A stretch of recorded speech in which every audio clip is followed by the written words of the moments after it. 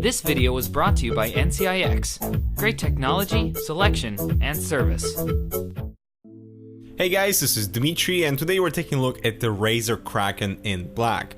Now there's also a green version too, which looks like something out of a toy store, so we're happy to see a grown-up version of the headphone. The Krakens on average are priced around $60, which is decent for a pair of stereo headphones, considering we have 40mm drivers, impedance of 32 ohms, so you don't require an amp to run these, and frequency range from 20 to 20,000 Hz. Sensitivity wise, the Krakens can reach 110 dB, which is plenty loud, so no issues in that department. In the box you get an extension cable and the usual Razer documentation. The cable is non-removable and connects through a regular 3.5mm jack. From the first glance, the Kraken seems to be an open headphone because of the grill on the ear cup, but make no mistake, this is a closed ear headphone.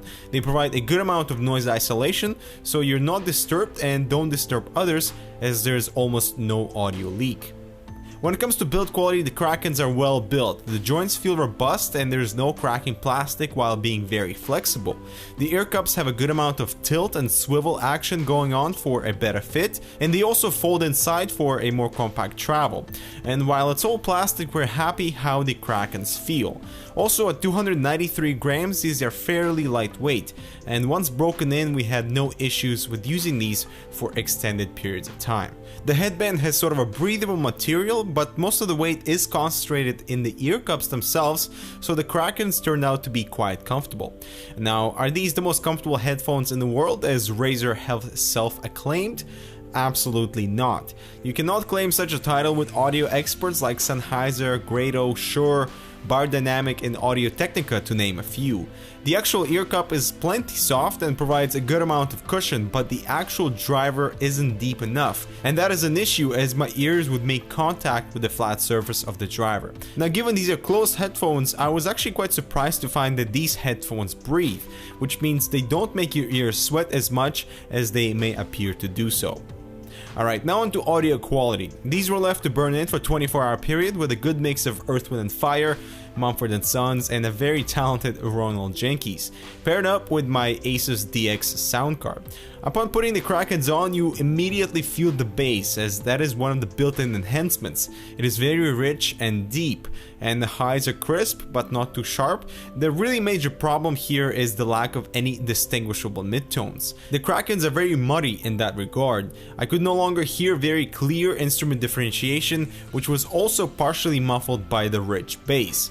For trance, house, and hip-hop, these would suffice, as the lows are well distinguished and the treble is better balanced than your midtones. When it came to gaming, there were two things I was looking for: the overall enjoyment of audio reproduction, and obviously to see how the Krakens could handle positioning and directionality.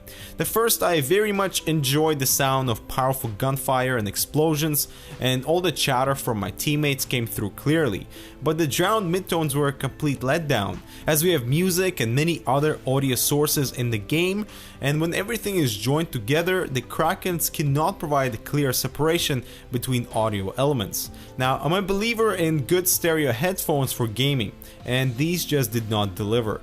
There is no good balance between left and right drivers to pinpoint location of your enemies. The bottom line is the soundstage is not at the gaming level. I mean, they're okay for gaming, they provide rich bass and clear highs. I like the build quality, and as long as you wear them in, comfort won't be a concern. However, the major letdown with the Kraken is the lack of balance between the lows and the mids. Much of my music selection sounded dull and unpleasant. I quite enjoyed the bass, but when that's all to it, the Krakens aren't going to crack my wallet. So we would like to know about your audio setup. What do you use for gaming, for music? Leave your comments down below, and we'll see you in the next one.